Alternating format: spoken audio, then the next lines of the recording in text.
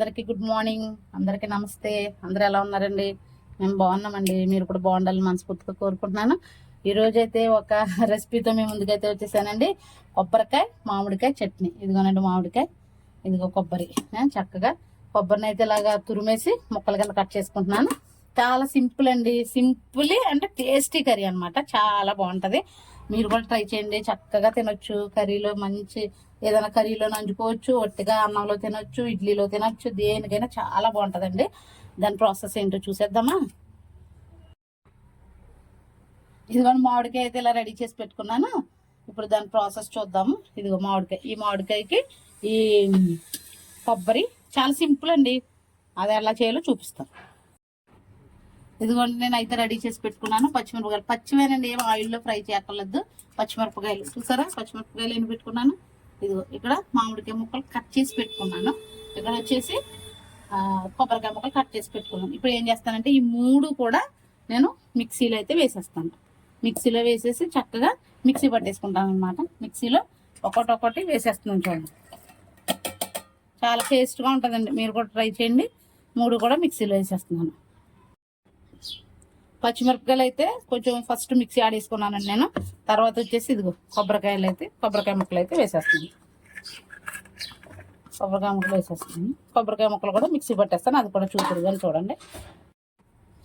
ఇదిగోండి ఇవైతే నేను మిక్సీ ఆడేటప్పుడే కొంచెం సాల్ట్ అయితే వేసుకుంటున్నాను. తర్వాత టేస్ట్ చూసి వేసుకుంటాను. ఇదిగోండి సాల్ట్ అయితే వేసుకుంటాను. చెప్పాను కదా పింక్ సాల్ట్ అయితే వాడుతున్నానని, అదే కంటిన్యూ చేస్తున్నానండి.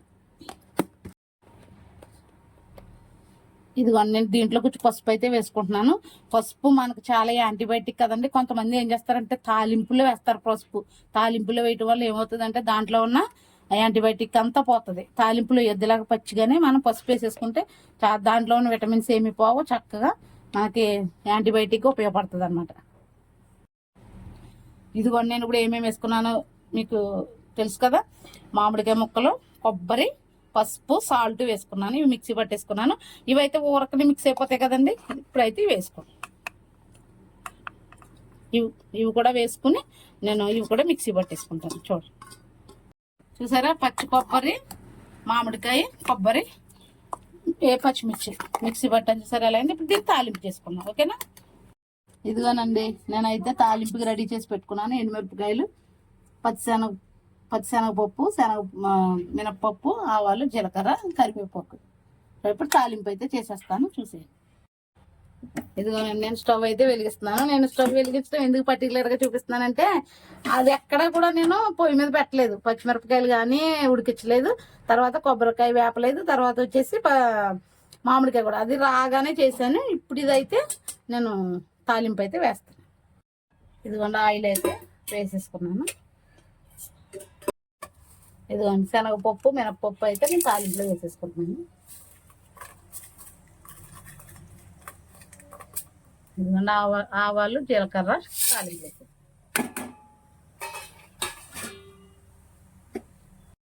రేపు సండే కదండి, టిఫిన్ అయితే నేను ఇడ్లీ వేయడానికి ప్రిపరేషన్ అయితే చేసుకుంటున్నాను. పప్పు అయితే నానబెట్టుకుంటున్నాను. చూసారా, కరివేపాకు అయితే వేసేస్తున్నాను. రేపు మార్నింగ్ టిఫిన్ అయితే పప్పు అయితే వేసేసుకున్నానండి. దాంట్లోకి కొంచెం మెంతులు అయితే వేసుకుంటాను. చూడండి, మెంతులు అయితే వేసేస్తాను. ఇప్పుడు పప్పు నానబెట్టేసి సాయంత్రం దాన్ని మిక్స్ పెట్టేసుకుని రేపు టిఫిన్ అయితే ఇడ్లీ అండి. ఇడ్లీలు అయితే వేసేస్తాను.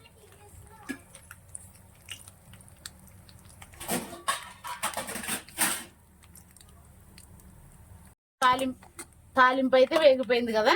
ఇప్పుడు నేను ముందే ప్రిపేర్ చేసి పెట్టుకున్నాను కదా, ప్రిపేర్ చేసి పెట్టుకున్నా పచ్చడి అయితే ఇందులో వేసేస్తున్నాను. చూడండి, మన టేస్టీ కొబ్బరి మామిడి పచ్చడి అయితే రెడీ అయిపోయింది. చాలా టేస్ట్గా ఉంటుంది. మీరు కూడా ట్రై చేసి ఎలా ఉందో చెప్పండి.